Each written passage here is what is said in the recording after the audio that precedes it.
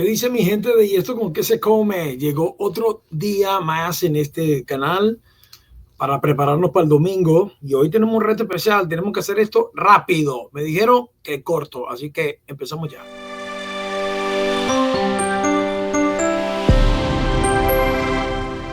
Bueno, capítulo 16 ya y tenemos que ir mejorando un poco. Me hicieron un reto, me dijeron que fulano de tal para poder hacer para preparar un speech. Si era de 10 minutos tenía que pedir 2 semanas para que se lo hiciera, y si era rápido, algo que iba a durar mucho tiempo, pues lo hacía de inmediato. O sea que la preparación tiene que ver con muchas cosas, y bueno, yo siempre que estoy listo y los retos me gustan, aquí estamos. Hoy, en noviembre 20 del 2024, tuvimos la oportunidad de ir a la cárcel. La semana pasada, no sé si se dieron cuenta que no hice mención a esto porque hubo un intento de fuga y la cárcel prohibieron las entradas. Entonces, la semana pasada no pudimos entrar, pero esta vez sí. Y bueno, como de costumbre, vamos a revisar las lecturas del domingo anterior. Lecturas del profeta Daniel, la primera lectura.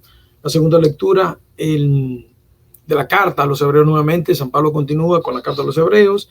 Y en el Evangelio tenemos el Evangelio según San Marcos. Y el Señor Marcos nos va a hablar del fin de los tiempos, del momento de la gran parucía del Señor, el regreso del Señor, que lo narra el profeta Daniel en la primera lectura, cuando hace aquella prefiguración de lo que será el final de los días, un poco escatológico de cómo cuando venga el Señor y los muertos resucitarán y todo el mundo resucitarán, irán al juicio definitivo y final, donde todos iremos a la vida eterna o a la muerte eterna. San Pablo habla acerca de Jesús como sacerdote eterno, celebrando el último sacrificio cruento de la historia para poder tener y renovar nuestra amistad con Dios. El último sacrificio, el sacrificio de sí mismo. Entonces, a partir de ese momento, por los méritos de Jesucristo, nosotros podemos compartir de ese sacrificio, de esa amistad con Dios. El último sacrificio cruento, Jesús, y por los méritos de Jesús, nosotros hemos sido salvados, somos salvos por Él.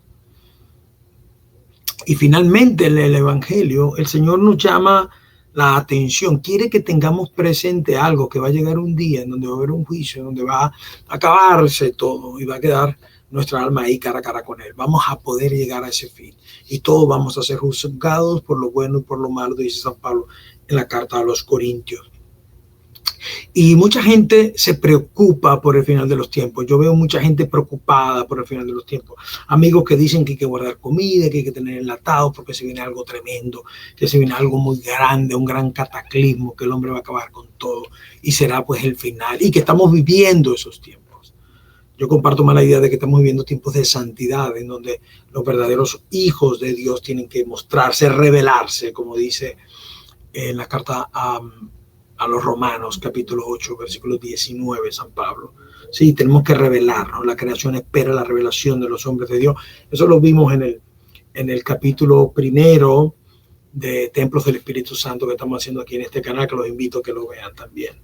Entonces, los signos de los tiempos, ¿cómo prepararnos para ellos? Tenemos que ir, correr, hacer un búnker, crear, abastecernos, etcétera. Leía a uno de los padres de la iglesia hablar al respecto de, y dice, ¿por qué los hombres tenemos que ver con miedo ese día? ¿Por qué tenemos que ver con miedo el momento en que el Señor regrese? ¿No será porque no estamos haciendo lo que debemos hacer? ¿No estamos haciendo lo que deberíamos?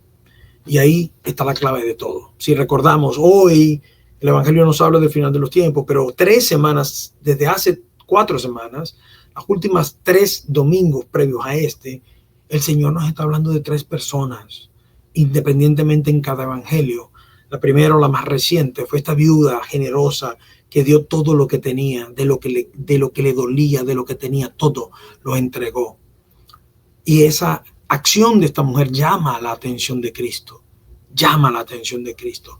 ¿Por qué llama la atención de Cristo? Por la virtud en ella, por su generosidad, por su entrega, por su desprendimiento, por su abandono, por su fe, porque confía en Dios.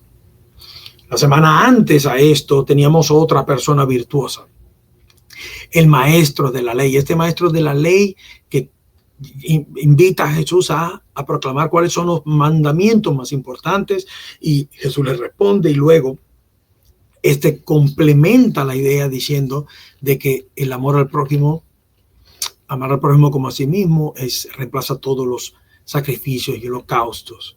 Y le dice: Jesús está muy cerca del reino de los cielos. Una persona también virtuosa, conocedora de las Sagradas Escrituras y con una profunda fe, una gran confianza en Dios, de que las cosas han de ser así. ¿Y por qué confía en Dios? Porque conoce a Dios, porque se ha tomado el tiempo de leer.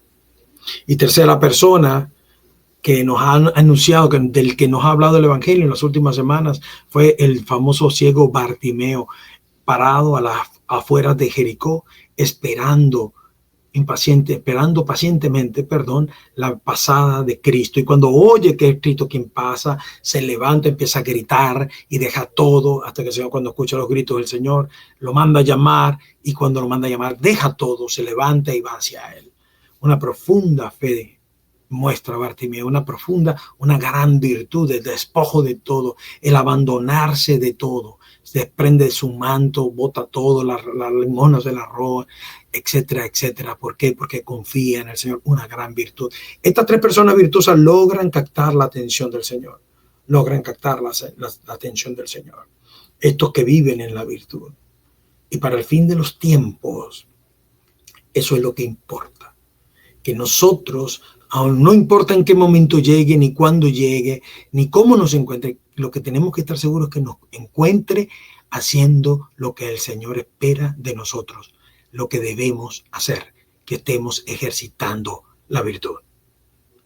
Por eso dice el profeta Daniel, un pequeño párrafo que dice: los guías sabios brillarán, y los que enseñan a muchos la justicia resplandecerán como estrellas. En aquel momento, en aquel terrible momento, brillarán los que están ejerciendo la virtud.